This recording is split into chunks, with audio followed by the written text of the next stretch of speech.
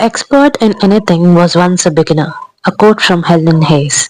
Welcome to AHS Guide, your companion for mastering the five subjects of first year allied health sciences, that is anatomy, physio, bio, patho, and microbiology. We make complex concepts simple and clear and exam ready, helping you learn smarter, score better, and build a strong healthcare foundation. In today's lecture, we'll dive into the building blocks of protein, the amino acids, and the peptides. Our focus will be on the classification of amino acids based on structure, polarity, nutritional requirements, and etc. And based upon different features that is related to amino acids. Then we'll be studying about the peptides, their definition, types, and the biological importance as well. By the end of this session, you will be able to understand what amino acids are, their groups based upon different features, and also understand how their unique properties determine the structure and function of proteins and the most versatile biomolecules in our body. Based on the structure, the classification of amino acids can be divided as aliphatic side chains, hydroxyl group containing amino acid groups, and sulfur containing amino acids. Now, the aliphatic side chains are seen in glycine, alanine, valine, leucine, isoleucine. The branch chains of amino acids are valine, leucine, and isoleucine. So, there is a straight chain of aliphatic side chains. Aliphatic are the carbon chains with no double and triple bonds. So these aliphatic side chains are connected to the amino acid, and when they are connected to the amino acid, they are classified based upon the structure and the chemical nature of the amino acid. Here the aliphatic side chains are glycine, alanine, valine, leucine, isoleucine, and the branched ones with the branched chains of amino acids are valine and leucine and isoleucine. So these are the short three-word short names that are conventional names that are being used for amino acids. It is important to learn these short names as well. Now, hydroxyl group containing are the ones which OH group attached to the amino acid chain are serine, threonine, and tyrosine, which are also aromatic. Tyrosine is also an aromatic amino acid. Now, the sulfur containing or the sulfur group that is attached to the amino acid is cysteine with a SH group, methionine with a thioether group. Now, cysteine is having two cysteines linked together. So, two SH groups linked to the amino acid is called cysteine, and one SH group is containing amino acid is cysteine. Now here is the structure of how the L-amino acid attached to different aliphatic side chains.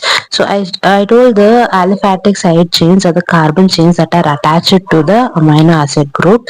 Here we have glycine with the notation a three-letter symbol as GLY and the one-letter symbol which is G, and the structure here you can see there is aliphatic side chain. The pink one H that is attached is a carbon atom that is attached to the amino acid. Now alanine has a methane group attached to it, CH3. Valine has a three carbon atoms attached to it in a branched form, and hence it is a branch chain of amino acid.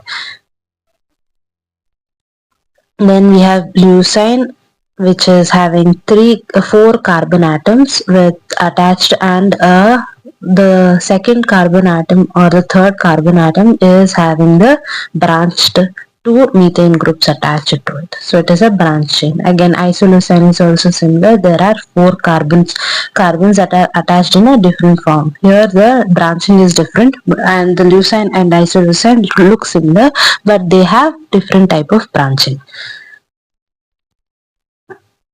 Now we have amino acid which contains OH group or hydroxyl group, serine, threonine, and tyrosine.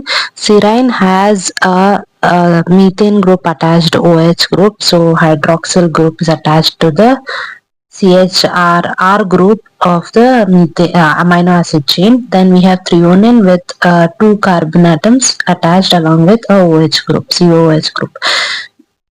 Tyrosine we'll see in the next upcoming slides. Here is the sulfur containing amino acid. So here cysteine has a SH group attached to the methane of a amino acid chain. Then we have cysteine with two sulfur atoms attached to two different amino acid groups. Here is a sulfur disulfide bond. Then we have methionine or meth. It has one sulfur atom that is connecting between two carbon atoms. So it is attached to an ethane group and a methane group. So which is in turn attached to the main amino acid group. Now acidic amino acid and their amides. We'll see that later. First, we'll go to the acidic and amide group derivatives. We have for acidic and amide group derivatives, we have aspartic acid, glutamic acid, and asparagine and glutamine. So acidic are the aspartic acid and glutamic acid. For amide derivatives, we have asparagine and glutamine. So aspartic acid ASP. It is symbolized as D in one letter convention, and asparagine N, glutamic acid E. Now the structure of the amino acid connected with the acidic group is either you can see COOH and CH2. Once the bonding is happened, H2O molecule is removed. So the alpha carbon of the main amino acid is attached to the beta carbon of a linkage that is being happening here. So the acid is a beta carboxyl is the attached group or the special group that is being added. Now asparagine has a amide group wherein you see a CH2, CO, NH2. So it is a amide group that is linked to the main amino acid. Glutamic acid has the gamma carboxyl group wherein the carbon chain is attached to the beta carbon of the amino acid chain. Glutamine has a amide group attached to it similar way, but here there is a additional carbon atom that is linking between the amide group and the main amino acid group. So that covers the acidic amino acid and based upon the acidic and amide group derivatives. Now moving to the basic amino acids, which are consisting of various types of groups that is attached. One is lysine, arginine, guanidine group, and histidine, imidazole ring. Then we have aromatic amino acid which has phenylalanine, tyrosine, tryptophan, with tryptophan having indole ring. We'll see all these structures later. Imine groups have proline, which is pyrrolidine ring and imino group. Also heterocyclic histidine, tryptophan and proline are the amino acids. Here is a diagram of a basic amino acid. In a basic amino acid, the lysine is one such amino acid wherein a epsilon amino group is added to the delta carbon. So here is a count of the different carbon atoms. So alpha amino group or the L alpha amino group is attached to a B methyl group, again gamma methyl group, then a delta methyl group and an epsilon methyl group with a NH3 attached amino group attached to the carbon atom. Now arginine is again there is a guanidine group attached to it. You can see the chain that is being attached over here. So every structure is important. Usually they don't ask the specific structure, but if in case they ask the different types of basic amino acids, then you have to remember the name of the amino acids, the lysine, arginine and histidine. Usually you don't have to remember the structures as such, but remembering it is going to fetch you more marks. Now arginine is done. Histidine has a aromatic ring here. Imidazole is the attached group to the histidine. So you can see a ring here attached to the basic amino acid group. Now we will see the aromatic amino acids which are attached with the ring structure of aromatic carbons. Now phenylalanine is represented as F in symbol, and there is an aromatic carbon cycle that is attached, carbon ring that is attached to the amino acid group. A benzene ring or a phenyl ring is attached. Tyrosine has a phenol group attached to it, and a tryptophan has an indole ring attached to the main carbon chain. Now, so you have to check what type of structure is attached along with the amino acid group, so you can remember the names. So if it is only benzene or a phenyl group that is attached to the amino acid, then it is a phenylalanine. If there is only phenol group, that is a benzene ring with hydroxyl group attached to it, then it is a tyrosine group. Then a tryptophan is the one with the indole group, wherein you have a benzene ring attached with the amino acid. Now, amino acids are the examples of amino acids are proline, wherein the pyrrolidine is attached to the amino acid group, and there is a ring type of a structure, a closed structure that is being formed. Now, based upon the polarity, we have covered based upon structure. Now, moving to the second classification, which is based on polarity. They are classified as non-polar or hydrophobic, polar uncharged, polar positive charge, polar negative charge. Now, the non-polar hydrophobic are the ones without any polarity. That is, they don't have any charges on them, and they're usually hydrophobic. That is, they don't like water. So few such amino acids are alanine, leucine, isoleucine, valine, methionine, phenylalanine, tryptophan. Then we have proline. So these are the different amino acids which are non-polar and do not react. Polar uncharged are the ones which have free electrons present in them, but they are uncharged. Like in glycine, serine, threonine, cysteine. Then we have asparagine, tyrosine. Then the polar positive charge, we have lysine, arginine, and histine as a polar positive charged amino acids. Polar negative charged are asparagine and glutathione. So these are the different polar negative charged amino acids. Now, based upon the nutrition, it can be classified as essential amino acids and non-essential amino acids. Essential are ones which cannot be synthesized in body and should be obtained as a nutrition. Non-essential are ones which are synthesized in a body and there is no requirement of putting it into your nutrition.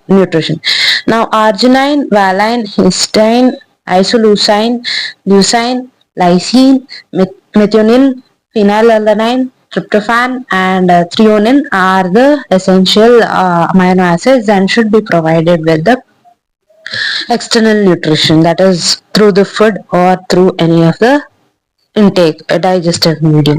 Now, arginine and histidine are semi-essential and it is needed only in the children as such. As elders, it is not essential. Mnemonics, how to remember the essential amino acids. We have PVT Tim Hall. So it's easier to remember. So for P for phenylalanine, then V for valine, T for threonine or T for tryptophan, then I for isoleucine, M for methionine, H for histine, A for arginine, L for lysine, L for leucine. So it's easier. PVT Tim Hall, private Tim Hall. So it's easier, no, to remember all the essential amino acids. This can be asked in 3 marks questions. Now, non-essential amino acids are synthesized in the body itself. So these are the rest of the amino acids like glycine, alanine, serine, cysteine, asparagine, then glutathione, then tyrosine. So these proline, these are non-essential, and are usually synthesized in the body. Moving to the last type, which is based on metabolic fate, that is how the amino acid is digested and there are three types based on metabolic fate, which is glycogen, that is precursors for glucose and glycogen, ketogenic, that is precursors of fat, and both glycogenic and ketogenic. So precursors for glucose or glycogen, that is they act as the starting steps for the metabolic digestion. So alanine, asparagine, glycine, and methionine are going to start their digestion along with the glucose or glycogen. Ketogenic are the ones which are going to start for the lipid synthesis. They are exclusively ketogenic. There is only two of them, which is leucine and lysine. Now, both glycogenic and ketogenic are isoleucine, phenylalanine, tryptophan, and tyrosine. So these are the ones which can be digested on both all the both glycogenic and ketogenic forms. There are special amino acids which are different from the basic amino acids that we learned through the classification. Here, special amino acids are two types: selenocysteine and pyrrolysine. So, selenocysteine is found in selenoproteins like glutathione peroxidase. These contain selenium instead of the sulfur that is attached as in cysteine. So you can say selenocysteine is the ones which is consisting of selenium instead of sulfur. So this selenocysteine is coded by UGA and normally stop codon. So UGA is a stop codon and this is coded by UGA. Now pyrrolysine is found in some microorganisms and is coded by again a stop codon. So this is a 22nd amino acid, pyrrolysine, and selenocysteine is a 21st amino acid. So the among the 20 standard amino acids, these are the different amino acids that are totally having different methods of working or being synthesized. So these both are being synthesized and coded by the UAG, which is stop codon, UGA and UAG. Don't get confused between both of them. Now cysteine is having a sulfur group and the selenocysteine has selenium, that is shown in the diagram. Moving to the chemical properties of amino acids, based on the reaction of carboxylic group, that is EOH group, the amino acid can form a salt and an ester. On decarboxylation, that is when you are trying to remove the carbon atom from the amino acid, it can become a amine. For example, histamine, tyramine, GABA. Amide formation is also seen in certain reactions. Now, when an amino acid is treated with carboxylic group, it forms a salt and ester, or it can form amine or amide. Now, reaction due to NH2 group, which is amine group. Whenever NH2 is added to an amino acid, a salt formation with acids is observed. In hydrogen reaction, here the amino acid produces a purple color. Purple color in most of the amino acids, but when it is reacting with proline, it can produce yellow color, or hydroxyproline, it can again produce a yellow color. Now there are specific color reactions for each amino acid. The transamination process can also happen. Here the amine group can be transferred from one region to another, that is transamination. Since we have completed the classification of amino acids, we'll be moving to the second topic of today, which is peptides. We'll be seeing the definition of peptides, the biological importance of peptides as well. Firstly, the definition of peptides. Compounds formed when two or more amino acids are linked by peptide bond are called as peptides. So two or more amino acids that are being linked by a bond, which is a peptide bond, is said to be a peptide. It is a compound formed by two or more amino acids. Now, what is this peptide bond? It is an amide linkage between the alpha carboxylic group of one amino acid and alpha amino group of another. So, in an amino acid formation, the peptide bond is involved. So, there is one amino acid with its alpha carboxylic group and the other amino acid with the alpha amino group. So, the bond that is formed between alpha carboxylic and alpha amino group is a amide linkage. This amide linkage is called as peptide bond. The formation reaction, here the condensation reaction happens. When the bond is formed, there is a loss of water molecule. That is, the excess of the reaction that happens, the excess of whatever atoms that are formed combine together to form a condensation reaction and lead to the loss of water molecule. Now, how is it being represented? The amino acids are always written from the N terminal to the C terminal. I'll show you an image of how an amino acid peptide bond is formed. So previously I have done a complete video on the peptide bond as well. You can go back and check in the description. I have put the link for it. But now I'll show you the image here for the understanding purpose. So here is an image of how a peptide bond is formed. There is an amino acid group 1 and amino acid group 2. So when they are combining, the alpha carboxylic group, that is COO, is combining with the NH3. Now here there is loss of water molecule. How is it? By the hydrogen that is being the COOH is going to combine with another hydrogen molecule of that is connected to the nitrogen, and water molecule is obtained. So when these two amino acids combine, there is a bond formed which is called peptide bond. Now that is called a dipeptide because there are two amino acids. Now that you have understood about the formation reaction, the representation of peptide bond and the definition of peptides as well, we'll be moving to the next part of peptides, which is the structure of how a peptide bond is. Its chemical nature is covalent bond, that is, its bond formation is like sharing of electrons between each other, and the covalent bond is formed between the COOH and the NH2, which is a carboxylic group and an amino group. There is a partial double bond character due to the resonance or the rigid and planar structure. So the structure of the bond formed is rigid and it is planar in appearance, and there is a partial double bond character. Though the single bond is formed, there is a partial double bond formed due to the resonance effect.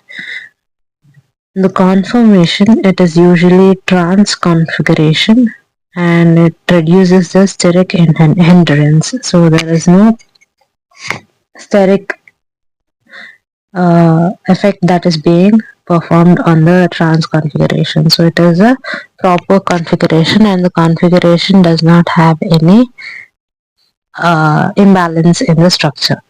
Now the polarity has NH as delta positive, and the polarity of NH or the amine group is positive, and on carboxylic side it's negative, and during the bond formation the hydrogen is being participating and hence the hydrogen bonding is specified over here. Now the classification of peptides, you can divide the types of peptides into various methods. That is, one way is by the number of amino acid the peptide is consisting. If there are two amino acids, it's dipeptide. Some of the examples is carnosine. Tripeptide, 3 amino acids. Example is a glutathione. Then oligopeptide is around 4 to 10 amino acids together bonded by a peptide bond is called oligopeptide. Polypeptide is having more than 10 amino acids. The proteins with more than 50 amino acids is usually defined to be in 3D structure. So the amino acid that is more than 50 is considered proteins, and more than 10 is and less than 50 is polypeptide, and oligopeptides are 4 to 10 amino acids. Now, based upon function, the peptides can be called as hormonal peptides, neurotransmitter peptides, structural peptides, and carrier peptides. Each name specifies their function and what their role in human body is.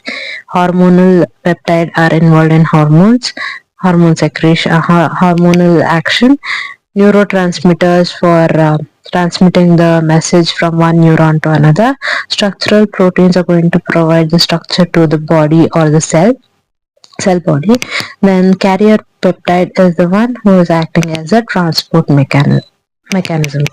Now, by origin, also peptides can be divided as naturally occurring and synthetic occurrence. Now, moving to the fourth topic of peptides, which is biological importance of peptides.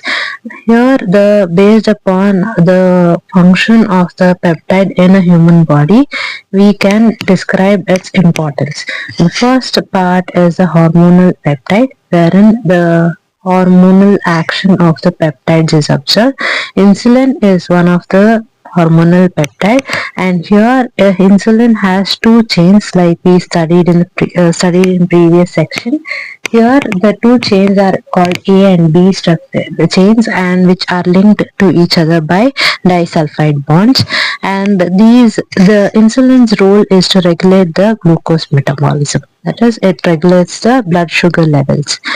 Glucagon is a 29 chain amino acid, and it increases whenever blood glucose is low.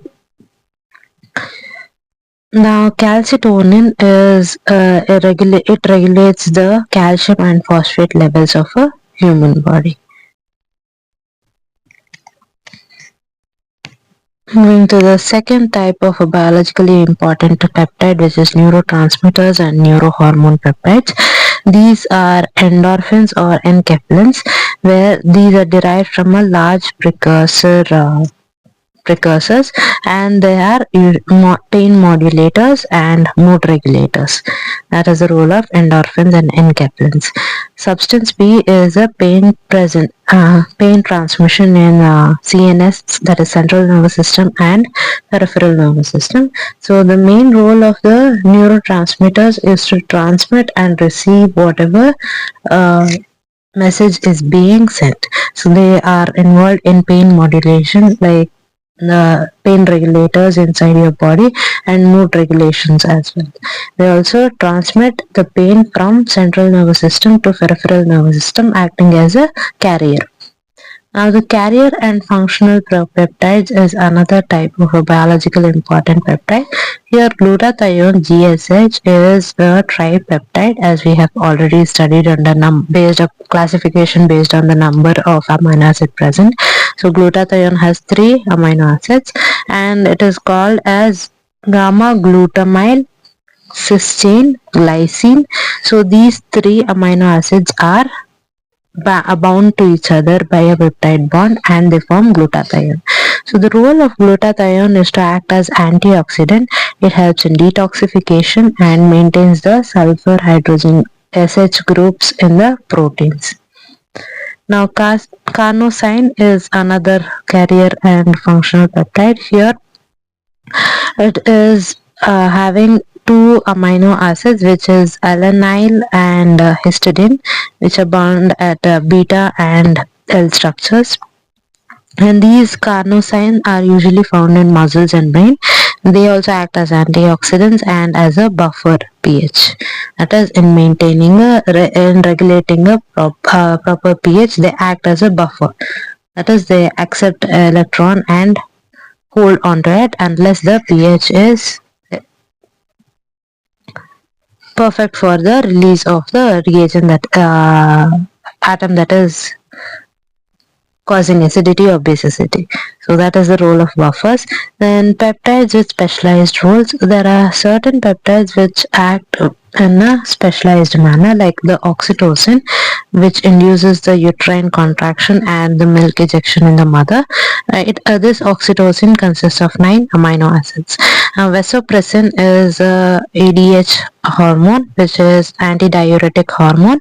It regulates the water balance and the blood pressure in the human body. And this vasopressin has 9 amino acids. The bradykinins are again having 9 amino acids. These are vasodilators. They dilate the vessels and are involved in the inflammation. They cause a reaction against the allergies. Now, the properties of peptides is their solubility is they are soluble in water. The charge is determined by the ionizable groups and the pH of the peptide. Then the stability is they have short peptides degrade faster than the proteins. Then the biological activity is they depend on precise sequence and 3D shape. So the solubility is they are soluble in water. They are the charge of the peptide is dependent upon whether they have ionizable groups or the pH of the solution or the peptide bond that is formed. And the stability is they have short peptides that degrade. The short peptides degrade faster compared to the proteins, which are high. They have high number, which is like more than 50 amino acids in them. So short peptides can break down faster. Biological activity, they depend on precise sequence and the 3D shape of the peptide. Into the laboratory and clinical importance, peptides are synthetically used, that is synthesized in the laboratory and used in research, vaccines and drug design. Peptide drugs are also prepared in laboratories like the insulin analogs and the GLP-1 analogs. The diagnostic tools like synthetic peptide antigens in ELISA is also used to conduct the test of ELISA for the HIV. Now, the synthetic peptides is used in labs rather than the naturally obtaining or naturally occurring amino acids. Synthetic is easier compared to natural ones, and they are easy to prepare at lab. The peptide drugs like insulin analogs are derived from the laboratory and can be prepared in labs based upon the formulas. And diagnostic tools, they are used in detection of any type of disease that is caused by the microorganisms.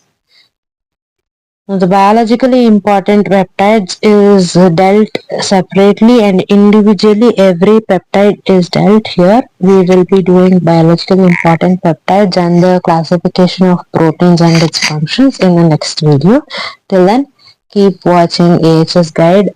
If you haven't understood the video, there's a notes provided down in the description. The PPT notes will be put in the description.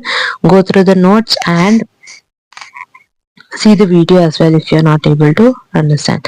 For the revision, it will be done once the topic is completed. Till then, take care. Bye bye.